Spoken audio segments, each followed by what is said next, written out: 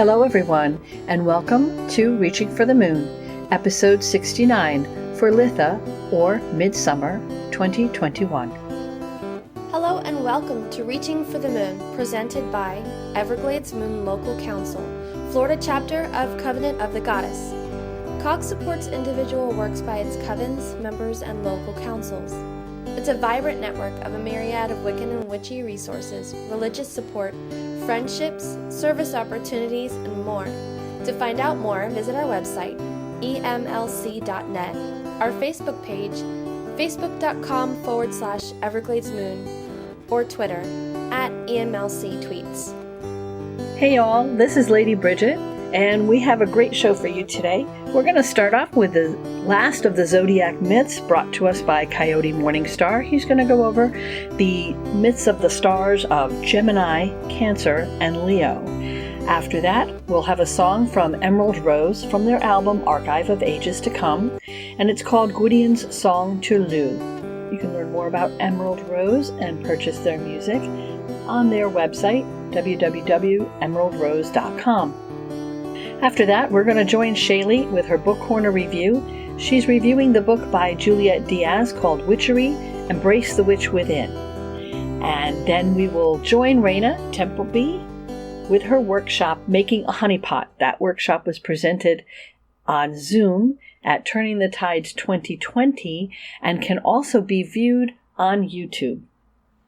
And then we're going to end the show with another song by Emerald Rose from their album Bending Tradition called Come by the Hills. I hope you enjoy. Blessed be. Marry me. I am Coyote Morningstar, and this is Zodiac Myths, Stories of the Stars. In this final segment, I will be telling the stories of Gemini, Cancer, and Leo. In Babylonian astronomy, the stars Castor and Pollux of the Gemini constellation were known as the Great Twins, regarded as minor gods, called Meshlemteah, the one who has arisen from the underworld, and Lugalira, the mighty king. Both of these names can be understood as titles of Nergal, king of the underworld, and the Babylonian god of plague and pestilence. The later Ptolemaic Egyptians associated Gemini with Horus the Elder and Horus the Child, while the Romans saw Gemini as the mythical founders of Rome, Romulus and Remus. For the Greeks, the constellation represented the Dioscuri, which means the boys of Zeus. They were Castor and Polydeuces, or Pollux. The Dioscuri were the star-crowned twin gods of St. Elmo's fire, an electrical discharge which appears on the rigging of ships, portending the deliverance from a storm. They were also gods of horsemanship and protectors of guests and travelers. Some accounts have them both being the sons of Zeus and Queen Litha of Sparta, whom Zeus seduced while he was in the form of a swan. Some stories have Castor as the son of Litha's human husband, King Tyndareus. The twins were born as mortal princes together in the same egg, while in another egg were born their sisters, Helen and Clytemnestra, the same Helen who was later whisked away by Paris, starting the Trojan War. Because of their kindness and generosity, Castor and Polydeuces were deified after death. Polydeuces, being a son of Zeus, was the only one offered this gift at first, but he insisted it be shared with his twin Castor. Zeus agreed, but in order to appease the fates, the twins had to spend alternate days in heaven and the underworld. The Dioscuri were later placed amongst the stars as the constellation Gemini. The division of their time between heaven and the underworld might be a reference to the heavenly cycles, for their constellation is visible in the sky for only 6 months of the year. The constellation of Cancer is known as Karkinos, the giant crab sent by the goddess Hera to aid the Hydra in its battle with Heracles. The Queen of Heaven, Hera, is a constant nemesis of Heracles, since he's the son of her husband with a mortal woman. While battling the Hydra, Heracles crushed Karkinos beneath his foot, and as a reward for attacking the hero, the goddess placed the crab among the stars as the constellation Cancer. Among the Egyptians, Cancer was seen as a scarab beetle, one of the sacred animals associated with the sun god Ra in his aspect as Khepra. In Babylon, the constellation was known as both a crab and a snapping turtle. And there also appears to be a strong connection between the Babylonian constellation and ideas of death and a passage to the underworld, which may be the origin of these ideas in later Greek myths associated with Heracles and the Hydra. Another story is associated with the two stars on the back of Cancer's shell, known as the Asini, or the Asses. During the Gaganomachy, the war between the gods and the giants, Dionysus, Hephaestus, Silenus, and a troop of satyrs rode to battle on the backs of asses. Before the giants could see their enemy, the donkeys made such a braying that the giants had never heard, that they fled in terror. For this, the asses were placed among the stars by Dionysus. Last, but certainly far from least, we come to the constellation of Leo, known as the lion and associated with royalty. In ancient times, the sun was in the sign of Leo during the summer solstice, forever cementing the association of lions and Leo with the sun. It was thought that Zeus placed Leo in the stars to honor the lion as king of beasts, as Zeus was king of gods. Later poets and astrologers associated Leo with the lion killed by Heracles in the first of his labors. The Leon Nemeos, or Nemean lion, was the son of the mother and father of monsters, Echidna and Typhon respectively, and fostered by the goddess Hera. He was a large lion with an impervious hide that no arrow, no sword could pierce. Hera raised him in the well-watered valley of Nemea to plague humankind for their hubris. Heracles' first labor, given him by King Eurystheus, was to find and kill the lion. The hero quickly found that his arrows and blows did no damage to the lion's hide, so he cornered him in his den and strangled him. Heracles then carried the huge lion on his shoulders back to the king, who was so terrified of the son of Zeus's strength that he instructed Heracles to bring the rest of his labors to the gates of the city instead. Heracles later skinned the lion, how, I don't know, and wore the tough hide as one of his most recognizable symbols. In this telling, it was Hera that placed Leo among the stars in honor of its battle with Heracles. And that is Zodiac Myths, Stories of the Stars. The main source of my material is from Star Myths of the Greeks and Romans, a source book by Theoni Kondos, and Patterns in the Sky, The Stories of the Constellations by W. Maxwell Reed, as well as the website The Theoi Project, www.theoi.com, that is THEOI.com. Blessed be, and merry part.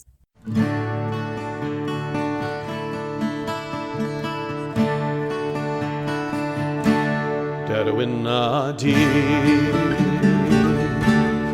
rung daile agus godan diwa ar a wir a glen Gani di wel da vi gelo o flatai clear my hand Derwin a di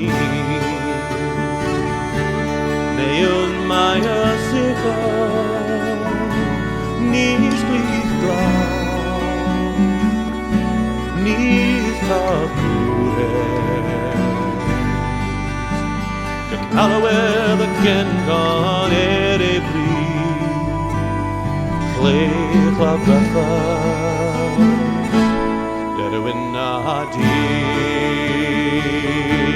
Dan lekwe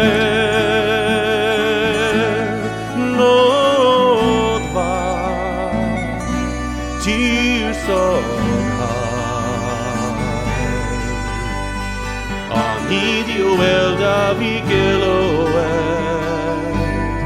feda parfait.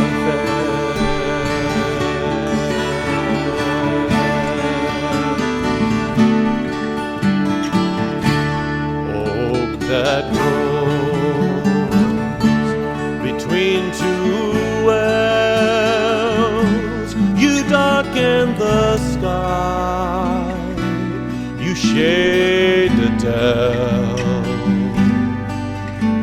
Unless I speak not the truth, here lies the heart, the scattered flesh of clay, an oak that grows on a lofty plain, unburnt by fire, unwet by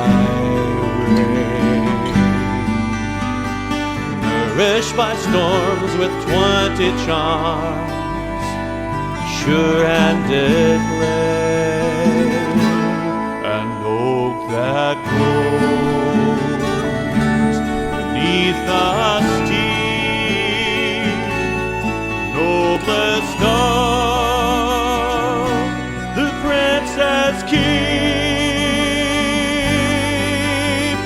Lest I speak not the truth, then from your arms and into mine will fall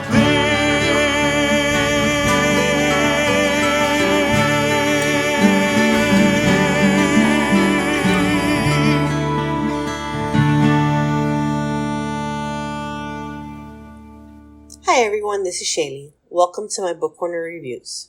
This time I will be reviewing Witchery, Embrace the Witch Within by Juliet Diaz. This is a cute, almost pocket-sized 101 book on witchcraft that was definitely worth my time. Published in March 5th of 2019, this book is approximately 243 pages long, but it really didn't feel that way. This time I'm taking the overview of Witchery from Goodreads' website, the Kindle edition. So the overview. Everywhere the witches are rising. Are you ready to answer the call and embrace your own inner witch? In this book, third generation witch Juliet Diaz guides you on a journey to connect with the magic within you. She explains how to cast off what doesn't serve you, unleash your authentic self, and become the embodiment of your truth. You also learn the skills and techniques you need to build your own magical craft. Within these enchanted pages, you will discover how to connect with the power of your inner witch, create spells, potions, and rituals for love, protection, healing, manifestation, and more. Amplify your energy by working with a book of shadows, create an altar and decorate it according to the seasons, work with the moon and seasons of a witch, connect with your ancestors to receive their wisdom. Filled with magic, inspiration, and love, Witchery is your guide and companion on a wickedly delicious journey to true self-empowerment. Okay, now for my review. As 101 books go, I loved this book. It was easy to read, easy to understand, and honest. Lots of 101s go over this material in a much more detailed manner, but Miss Diaz makes it a comfortable read and a lot less like a manual. She sprinkles in some of her experiences, and despite being almost pocket-sized and not very long when you take into account the sizes of the pages and the way things are spaced out, she manages to produce a very well laid out and thorough 101 that anyone interested in magic and witchcraft can follow along easily and enjoy. This book is broken down into 5 parts, and each part then has multiple chapters. Each chapter goes over different parts or aspects of the overall subject of the section you are reading. Part 1, Root Work, covers basics like what is magic. She also goes into the power of magical attitude, which I loved. Ms. Diaz starts with the chapter by saying, a magical attitude is what I call the characteristics of one's energy or vibe. These characteristics influence everything that happens or doesn't happen in our lives. Your magical attitude affects what your magic can manifest, and without this understanding, you'll never bring to fruition what you desire. This statement is one I think that even some of us more experienced witches can benefit from remembering. Attitude is everything, and our magical attitude makes us who we are as witches. In part 2, The Craft Unveiled, she goes into things like meditation, grounding, raising energy, amplifying your inner sense, and other such witchy things. Part 3, Practical Magic, talks about how to create your own altar, working with ancestors, cleansing, and protection. One thing I liked about this section is how different she describes things like altar spaces. Ms. Diaz states, an altar should be as unique as the person creating it.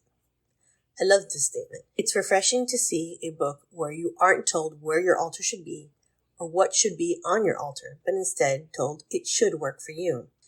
Then provided a list of different places you can put them, like a closet or a chest under your bed or even a garden, to give you some ideas of where those places can be.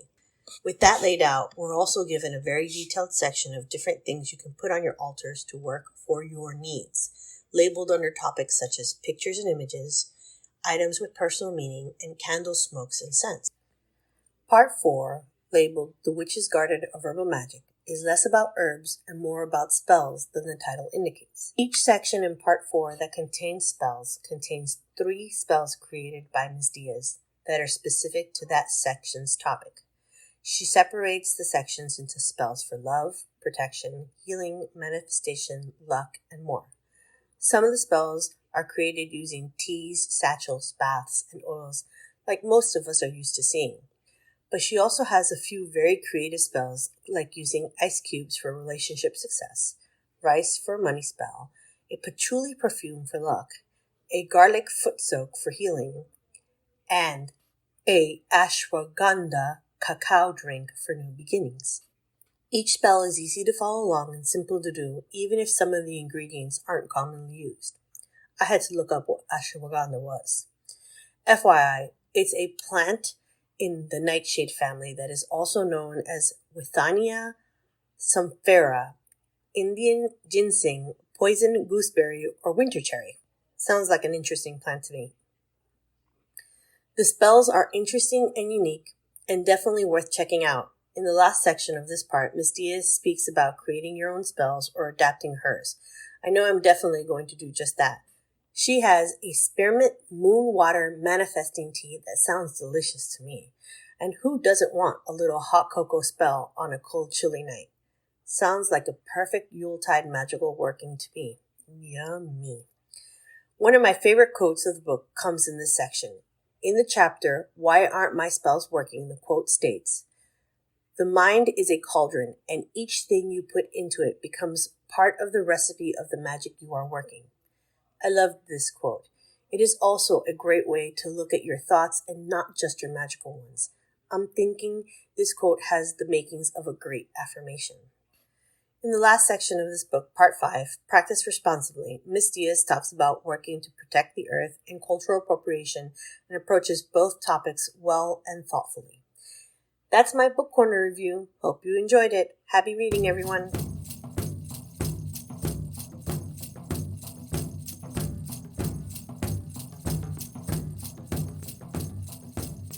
Hi everyone, this is Rayna Templebee. I'm here to share a workshop with you about self-shielding honey pots. This is going to be different than a lot of other honey pots, which you often make as a spell to sweeten a situation. We'll talk more about this in just a second. This is going to be one that actually ends up strengthening you, both your immune system and your psychic or magical immune system, and I hope you really enjoy it. So I am a beekeeper. As well as being a witch and a priestess. I'm a member of the House of Bree, which is Orion Foxwood's very seership tradition. But I've been a witch the longest and also interested in bees the longest. I was fortunate my uncle was a beekeeper. So when I was a little kid, I got to go to his farm sometimes and help him. And I never really had a fear of bees, and I was really fascinated by them. So now I am finally able to keep bees. So I think for about like the last 5 years, we've had bees in our backyard, just in a suburban part of Miami where I live. And it's wonderful. And I really recommend it to anybody who's always, interested in bees, either magically or just as a interesting way to get in touch with the earth. So for me, I've always also been interested in the magical component of bees. And so it's not important to me how much honey they produce or whether we, keep expanding the hives. It's more about just the privilege of being able to live near them and observe them and tune into their energy more on a really intimate basis. Okay, so there are lots of reasons as magic workers that it is important to learn about the symbolism of bees, the magical properties of honey, how to use those and tap into those in your magic. And it's actually something that's fascinated magicians in the West, but around the world, but we're going to focus maybe on the Western mystery tradition here, for hundreds and hundreds of years. So just beginning with the Victorians even, there was a fascination with bees and the order, the structure of the hive, the way in which the queen controlled the movements of all the other members of the hive. And a lot of people took that as an inspiration for the ideal magical order and how we would be in service to a higher power represented by the queen or in service to the goddess represented by the queen, all of us working in a coordinated manner toward a single goal, which is pretty much one way to look at how hives work, right? So the bee, the honeybee hive, the arrangement of the queen and workers, all of those have provided a lot of rich inspiration for magical traditions in our own history.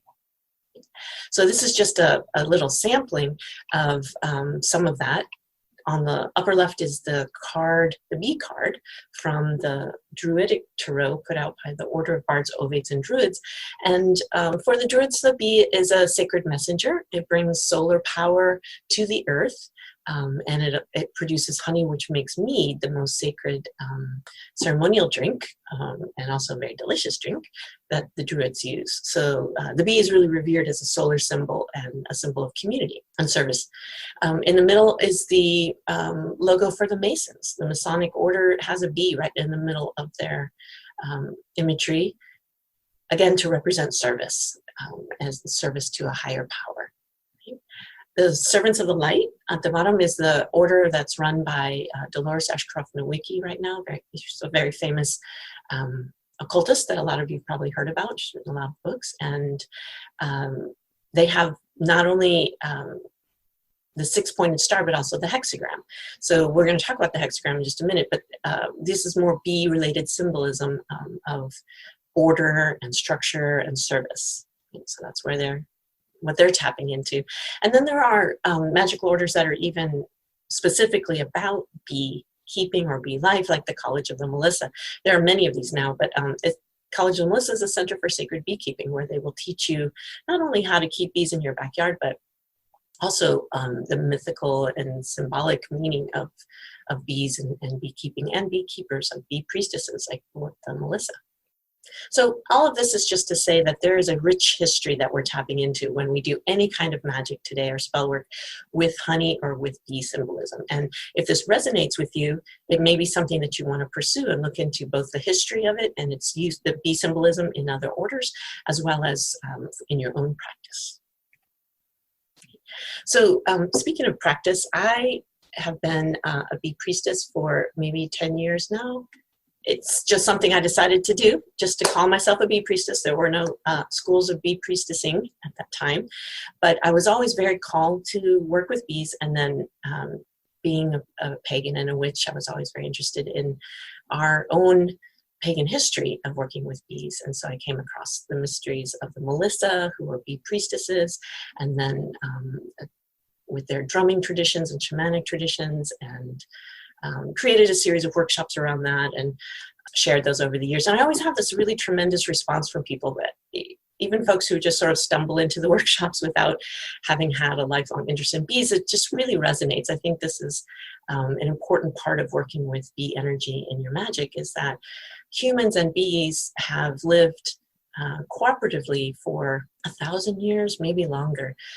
For a very long time, humans have been collecting European bee honey and also the honey of other bees around the world. And the bees have been adapting to that, and humans have been adapting to the bees. And so we've really kind of co-evolved. And especially with the European honeybee, which is the one that probably most of you are familiar with, that species is very, very familiar with humans and the energy of humans. It's very accustomed to it, and that's why it's relatively straightforward to become a beekeeper. Wild bees, different species of bees that don't interact with humans as much or haven't over hundreds and hundreds of years, can be much more standoffish and much more private, like a lot of insects are. But in my experience, and that I would think of a lot of other pagans who are also beekeepers, the European honeybee is really very friendly and familiar with human energy. So just to say a little bit more about the hexagram too, the cells of a honeycomb are made in hexagon shape, and this has fascinated humans for a very, very long time, really since the ancient Greeks.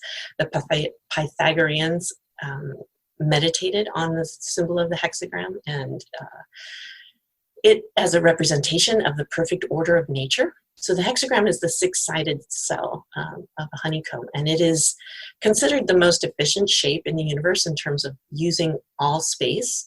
It's structurally very strong. It is equal.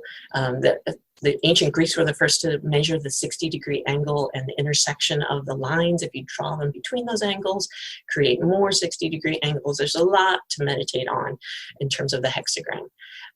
Also, the hexagram, if you connect the corners of it, creates two intersecting triangles, right? The six-pointed star. And this has a lot of symbolism in magic and occultism of as above, so below, the two triangles meeting each other. It's not a very good triangle, but you know what I mean, one above and one below. It also can represent the union of male and female. It can represent earth and sky, or the heavens as well as the earth, and the joining of those energies together, which is the work of a priestess or a priest. So lots and lots of meaning to hexagrams and in terms of sacred geometry. But basically the six-pointed star is another whole component of bee magic that is really, really important. So I didn't quite mention this before, but in addition to all these formal magical orders, like the Servants of the Light, the Masons, etc., there is also a whole tradition of bee shamanism, which is really growing now and kind of being revived by Westerners, even though it's also practiced in other parts of the world. So other cultural traditions have maintained their bee shamanism, and here in the West, we're kind of recreating it, as we are with so many of our lost traditions. And bee shamanism is really taking spiritual inspiration from the life and activities of the bee. So this includes everything from observing bees and trying to fly like a bee in its path, like follow its path from flower to hive, meditating on service to the queen and understanding that connection as a connection to your higher power. And even to the point of ingesting honey in a sacred manner, ingesting pollen in a sacred manner, or propolis, or some of the other products that bees make. And then finally to using bee stings to alter your consciousness. Right? So this is something that bee stings have a wide variety of uses. Some bee shamans use them to enter an altered state of consciousness, of communion with the bee spirit, and other people use them for medicinal purposes. So you may have heard about bee venom therapy, which is a whole exciting new area of treatment for certain things like Lyme disease and other autoimmune disorders. This is a whole another workshop to talk about bee venom therapy, but it's just to mention it, to say there are so many different potent aspects of bees and working with bees and the human bee connection that really add to your magic. And that's why we're going over all of this right now, is so that when you do create the honeypot spell that I'm going to help you with later, you have all of this sort of background information to help inform what you're doing. The more you can kind of learn about the history of the tradition you're doing, or the different components and aspects of the spell you're doing, the more energy you bring to it, right? The more emotional connection you might have to it. And emotion really is what powers magic. All right, so another important component of making a honeypot is the honey itself, right? And honey is a really magical substance. So a lot of you, I'm sure, already know that it's quite nutritious for us. I mean, it might not be fair to call it nutritious in the sense that sugar is always a little bit hard for our bodies, but if you're going to consume sugar, honey is definitely more nutritious. And this is because it often has micronutrients in it. So if you are getting raw honey from a local beekeeper, then you're getting little bits and pieces of pollen and plant matter that the bees have collected and all kinds of other nutrients that are in the honey that haven't been removed during pasteurization. Pasteurization is fine, and certainly you should never feed raw honey to an infant or to anybody under the age of 2. I think those are the current guidelines. But for adults, we can usually process raw honey just fine. And in fact, there's a lot of immune boosting qualities to it that I know certain people use with immune compromised children. So there are lots of different kinds of honey. Unfortunately, a lot of the honey that you buy at the grocery store, what's going to be your cheapest option at the grocery store, is actually diluted with corn syrup. So you want to try and avoid that, right? Unless you're doing a spell that really needs that corn energy. If you want honey, you probably need to look at the bottle and read and make sure that it hasn't been diluted. If you're buying it from a local beekeeper or at a farmer's market or something like that, you're probably going to be fine. But if you are going to the grocery store, just read the bottles and buy the best honey you can buy. So my opinion on magical ingredients for spells like a honey pot is just go with the best you can. Don't overextend yourself. It does nobody any good, especially you and your magic, to go into debt in order to create a spell. So you could go online and find fancy organic Manuka honey from Hawaii that's $150 an ounce. But if that's not in your budget, even with the best of intentions to make your spell powerful, you are undermining your own success. So in any material that you're looking for this particular spell or in the future, it's my advice to just go with the best quality you can. Maybe something that has passed through fewer hands, right? So if you can get your honey from the beekeeper or from somebody at a farmer's market who's selling it from a beekeeper, that means that honey has touched fewer people, and your energy will have a bigger imprint on it when you touch it. There's a basic magical principle that any things that touch are permanently connected. Right? And some of us struggle with that in our lives because that means that we're always connected to other things that we might not want to be. But it is a fundamental magical principle of magic, and you have to work with that, and it helps you be mindful of who you do come into contact with. So with magical ingredients, whether it's the honey that you're going to use or the other components of the spell, the fewer hands that it's passed through, the better. Just makes it a little bit cleaner. Okay, now back to honey. So one of the things that's really cool about honey is honey has all kinds of protective powers on its own. It's antibacterial, it's antifungal, it's a natural preservative. This is why what you add to your honey pot, as long as it's not liquid, will never rot. You don't really have to worry about the organics spoiling the honey. Honey pots, I have honey pots that are 15 years old. They're full of like herbs and cinnamon and stuff, and they're fine. So honey is really powerful in that way. I mean, it's a preservative, a natural preservative. It has all kinds of powers of its own. And it also comes in lots of different types. So one thing you can do when you're making honey pots is tune into the type of honey you want to use. So the different colors of honey result from the kind of pollen that the bees had access to. In my backyard, the bees are everywhere, and they're going mostly to wildflowers and also to this one great big tree we have. And the honey ends up very dark because of that. It's the wildflowers, it's the pollen of those guys, and it's a mixture of things. So wildflower honey is often quite dark. Clover honey, if bees are left on a huge field of clover honey is very light colored because the pollen of the clover is very light, and the bees are feeding off a single plant, which makes it more consistent. Okay, so you can see on the bottom here that there's this big range, and one of the things, if you're interested in color and incorporating color into your magic, is you might want to choose a honey that has a particular kind of color shade, like a darker or a lighter honey.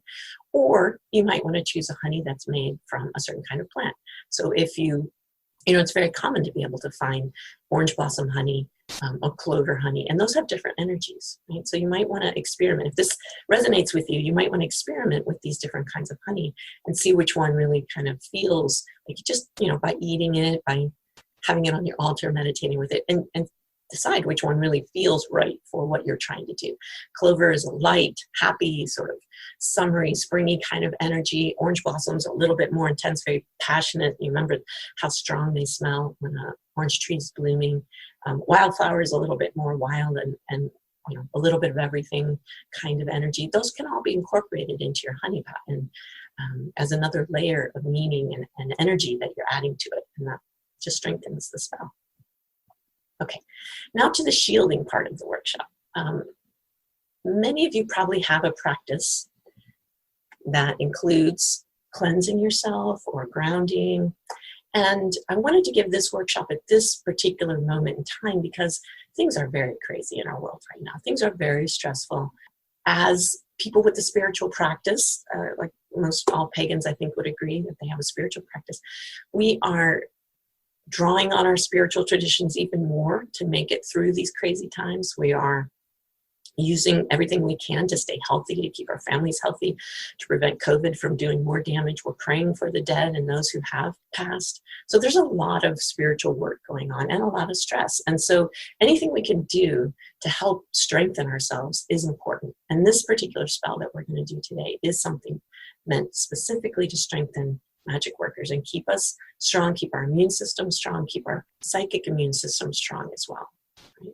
So probably those of you who are here and have a spiritual path are also being called on by other people, maybe members of your family or your community or your co-workers, to be strong and centered during this time. And I think we need to honor the fact that in addition to ministering to ourselves, we are also ministering to our communities because we have a bigger toolkit than a lot of people in our culture.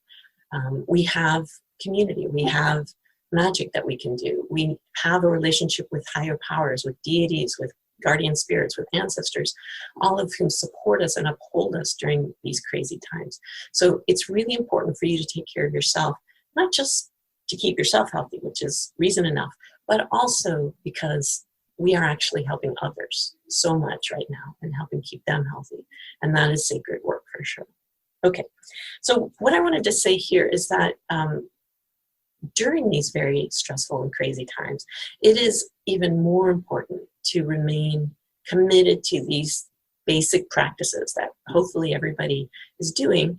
And if you aren't, it's, just give it a try. See how you feel if you try these things more often. So cleansing is the first step. There are lots of different ways. I'm sure all of you have a different form of cleansing that you do. Some people use smoke. Some people use holy water, blessed water. Some people do cleansings as they're physically showering. They're also doing a psychic cleansing. So many different ways to cleanse. And this isn't a workshop about that, so I'm not going to go into too many more, but just to underscore how important it is to keep doing this. Shielding is like the next step. And actually you can do these three things in any order that works for you. There's no rigid dogma on this. This is just what I'm suggesting, but if it works for you to do them in different order, more power to you. Shielding is strengthening our psychic immune system. Let's say it. Let's define it that way this time. Okay. So the image here is meant to give you like a super model for standing in the middle of a hexagram at the point where the two triangles are intersecting and drawing in on that energy. And what you're doing with shielding is extending out into your aura, strengthening energy, clear, clean. You've just done your cleansing, energy that keeps you centered, keeps you calm, and keeps some of the negativity from coming in at you, right? So it doesn't create a barrier in the sense that nothing can reach you, but it does strengthen the barriers that you normally have in your aura. And so most of us as pagans are working a lot to be open to the energies of the world around us. We want to be able to feel energy. We communicate with animals and our pets, and we speak with plants, and we feel so much because we're so empathic, and we've developed those skills very deliberately, and more power to us. We're awesome. But in times like this, where there's so many people stressed and there's this terrible virus spreading everywhere, we need to maybe tamper those down just a little bit, not work on being so open as to work on also being contained, to be able to control that, right? So shielding is what we do. It's a conscious decision to have a container around us, keeps our energy in, keeps other energy out. You can always take those down later when you're with somebody that you feel completely safe with and is a situation where you want to be open in ritual or something. But for now, I want you to try and think about this practice. If you aren't already doing it, just give it some thought, really strengthening those shields. Okay. And then the third thing is grounding. And that's where we reconnect to the mother, right? We've removed whatever dross is around us. We've strengthened our own container. And now we're plugging back into source. And I know a lot of you are doing this already all the time, but these three things go together well. So that's why I wanted to mention all of them, right? So by grounding, it can be connecting to the earth through a deliberate meditation. It can be doing altar work where you're speaking with your deities, your gods. It can be lots of different forms, working with stones, sitting with your kitties and petting them. I mean, we ground in lots of different ways, but now is the time to be doing it deliberately. So let's get into actually working on the spell. Here's the ingredients you're going to need. This is what I'm going to use, okay? So a little bottle of honey. I happen to have a very cute little bottle, and I happen to have some of my own honey from my backyard, bees. So that's super cool. Does not matter what the bottle is, does not matter what the honey is exactly. If you choose for it to matter, it will matter. So be at peace with whatever it is you choose. If you like a certain kind of honey, or you have a certain bottle you want, that's fantastic. We're also going to use a piece of rosemary. I hope you guys are all growing rosemary. Rosemary is like one of the best protection herbs out there, and it's easy to grow. You have it in a container. It doesn't need to be in the ground. You don't need a lot of property to have a rosemary. It smells amazing. Just always smells great. Put it in your cooking, put it in your magical spells, your incense, everything. It's always protective. It's cleansing. It just feels fresh and strong, very, very potent. We're also going to use a piece of black tourmaline. And this is a piece I've had for a while. I'm going to use it because I know I'm going to get it back at the end of this spell, as I will explain in a minute. But really, you can use any black stone. Okay, this is another point at which I don't want you to get tripped up not being able to go out to your favorite magical store because it's COVID and you don't have a black tourmaline already, and so you can't do the spell. We're going to have none of that. We have to be creative at these times. Any black stone will do. If you have a piece of jet, a piece of obsidian, a piece you're not even sure what it is exactly, but you know it's a stone and you know it's black, that's great. And failing that, a pebble from your backyard that feels like earth to you, right? The reason we're using black tourmaline is because tourmaline is actually really good at removing negative energy, right? So some people will use it to actually like wipe themselves down as a form of cleansing. Other people carry it just to absorb negative energy that they come into contact with. So its superpower is related to protection. But all the black stones do something like this. They all strengthen and protect you. And that's why even if you don't have one of these black stones, a tourmaline, a jet, obsidian, you can use any stone that says strength, earth, groundedness, protection. You can go out in your yard and talk to the stones and find something like that, right? Again, we have to be creative right now. And then the third thing is this little seashell, okay? This is just a shell I picked up at the beach. It's a little bit extra pretty, but it's just a shell, right? Again, I didn't have to have any money exchange hands or go to the shop or anything. Stuff you find sometimes the most potent magical materials. The reason we're using the shell is, first of all, shells are very, very protective. Just look at it. It's a little clam shell for a little soft, squishy mollusk that used to live in here, and this was its protective house, right? So one half of its protective house. So you can't get much more clear than that in terms of the symbolism of protection than a shell.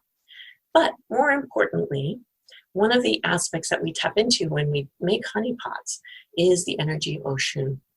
And I'm not going to talk a huge amount about the Orisha, but I will give you a little bit more background in just a second. But Oshun is the Orisha of honey and sweet water, meaning like rivers. Her sister is Yemaya, who is the Orisha of the ocean and salt water. And those two are besties. They are so close. And it really, really works to combine their energies for this spell, okay? When Oshun is being the life of the party and entertaining everyone with her beauty, Yemaya is at home watching the kids, Okay, so they are partners.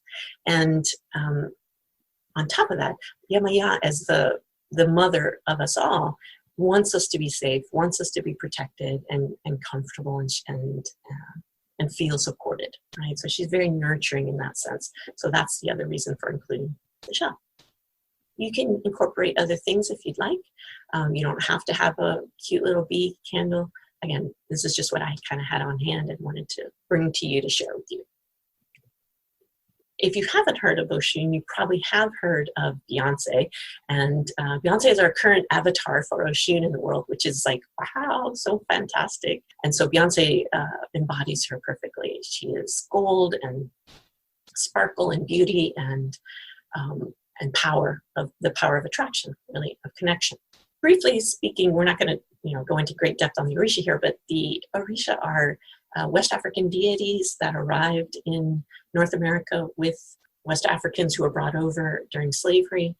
They have persisted in North America and everywhere else in the world, have a huge following around the world. Basically, the Orisha have been recruiting people for the last 500 years, and their worship is everywhere. When I'm in tiny rural communities in Mexico, I see people with the symbolism of Orisha worship, and apparently Germany has a huge community of people. Thailand, they are truly global entities, and they're basically personifications of nature. So Oshun, as I said, is, in addition to being the Orisha of honey, she's also the Orisha of rivers and sweet water. So honeypots. Honeypot magical tradition is very strong in the South. This is something that we have in particular because of the large number of Africans who were brought forcibly to the U.S.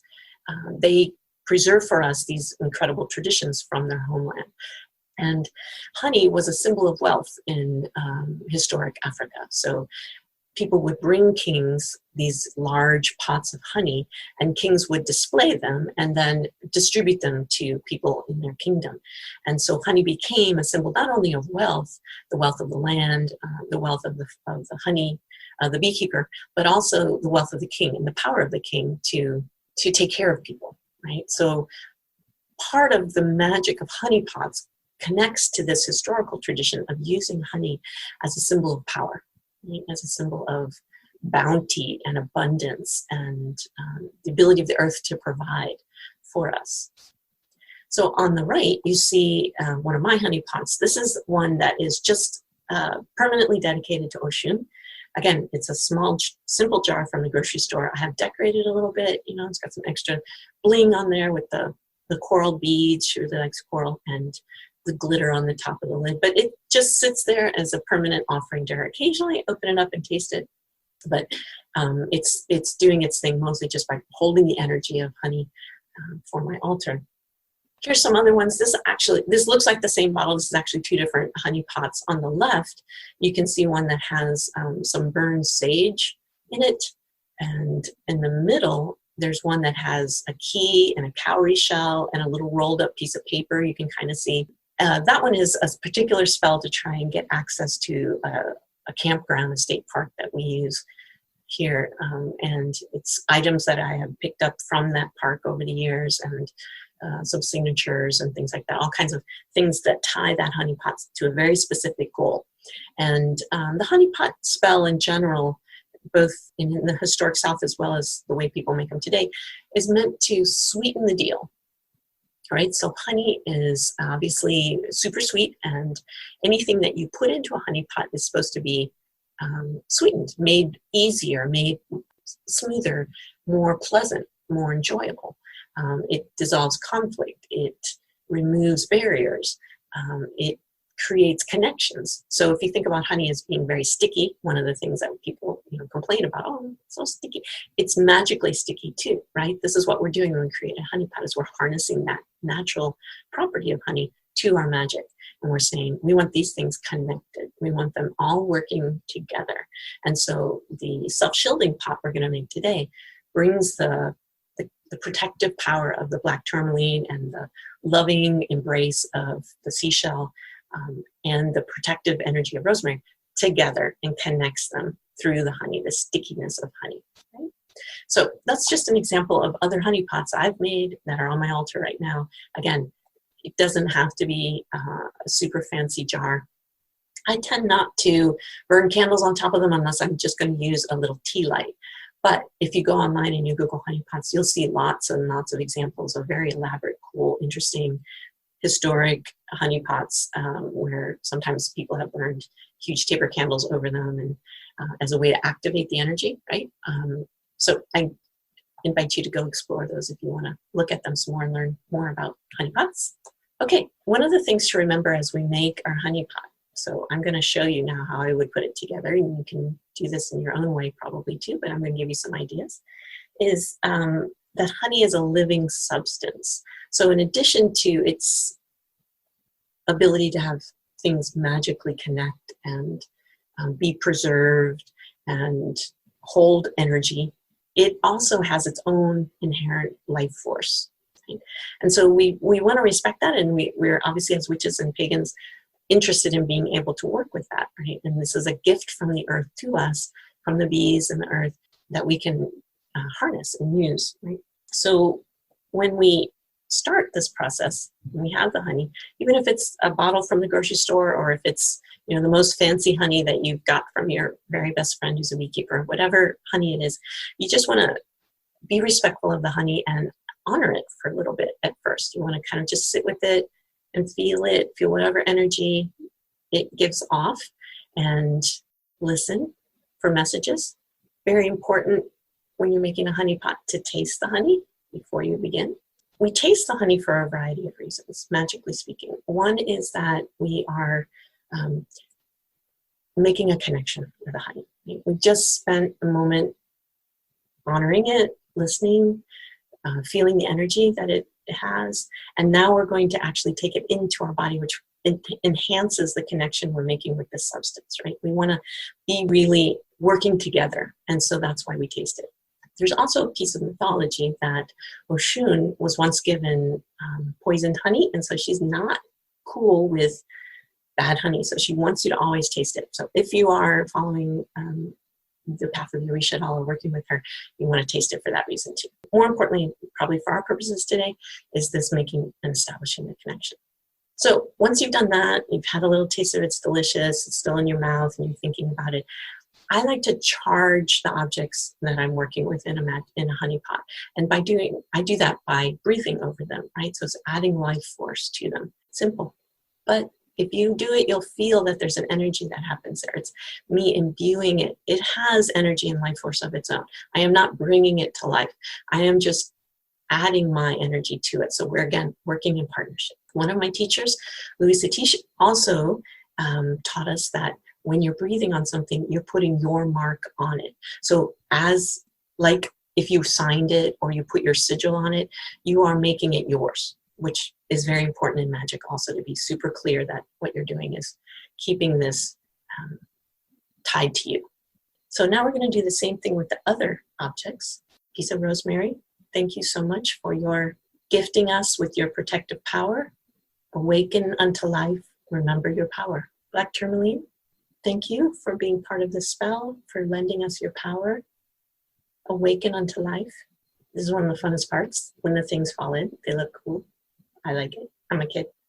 Now the seashell. Beautiful seashell. Thank you for lending us your power.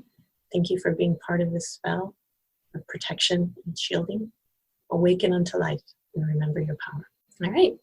What I like to do with honey pots at this point, when they're just about ready, is to hum over them. This is another way that I'm putting energy into it.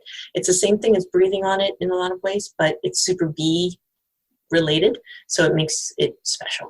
Right? So I don't kind of only do this with something like a honey pot. So I would just hold it and go,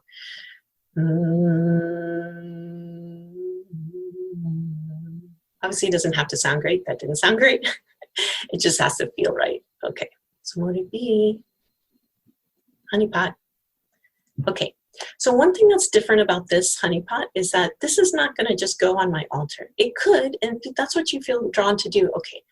But I would like to suggest that you put this in your kitchen and you keep it someplace you see it all the time, which is already a good thing because that keeps the energy flow happening, right? So this is a little battery of energy protecting me. And if I see it, every time I see it, I'm like, oh, look at that cool battery I made that's protecting me. That keeps the magic working. But even more importantly, if you have it in your kitchen, you could put it into tea, right? So you can use this honey. I want you to eat this honey eventually, and share it with your family too. Anybody you live with who you feel, would benefit from the protective energy.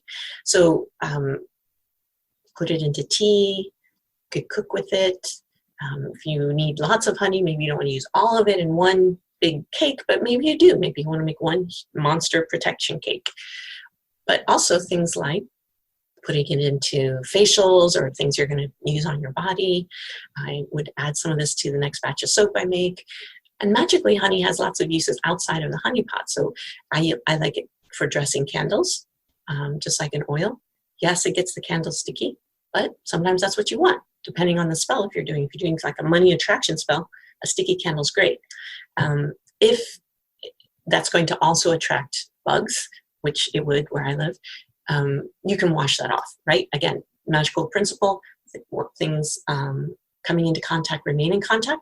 So even if you've dressed your candle with honey and you have to rinse the honey off because it's too sticky to leave permanently, the energy of the honey is still there, right? So really that's some of, I'm sure you can think of other things for ways to use the honey, but the point being, I want this bottle finished, okay? Because you can always make another one.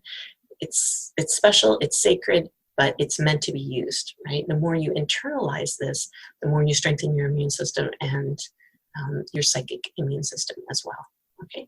So eventually you'll end up with this cool little bottle that you've used that you can reuse for another honey pot. And that's also a potent way to keep the energy flowing and keep the magic growing, is to just keep those tools in use, right? I do have honey pots that are permanent, and I'm not opening them very often, but I think a honey pot that you open and use and consume, strong message for us about self-care and respecting our materials and respecting our magic and incorporating it into our daily lives. All right. So I think that's everything I have, and I hope you stay safe. I hope you stay healthy, and that you stay strong. Blessed be.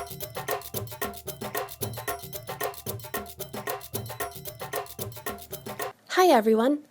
Before we begin our last segment of this episode, we'd like to thank you for listening.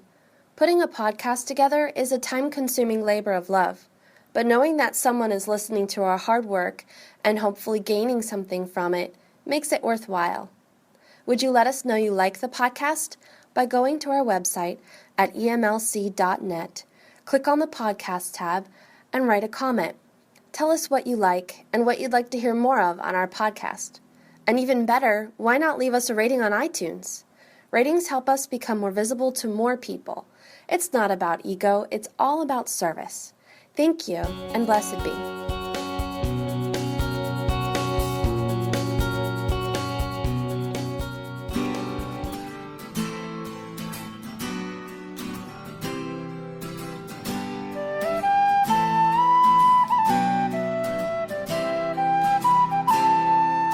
Come by the hills to the land where fancy is free, and stand where the peaks meet the sky and the rocks reach the sea, where the rivers run clear, the bracken lies gold in the sun, and the cares of tomorrow must wait till this day is done. Come by the hills to the land where life is a song, and sing while the birds fill the air with their joy all day long, where the trees sway in time and even the wind sings in tune,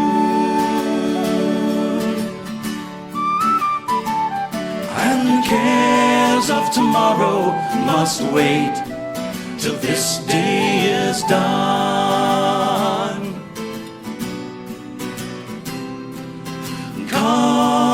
the hills to the land where legend remains,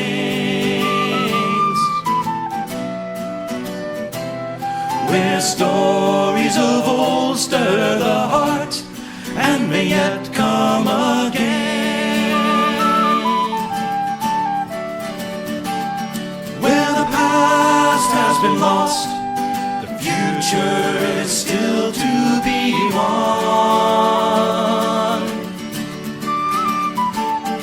and the cares of tomorrow must wait till this day is done.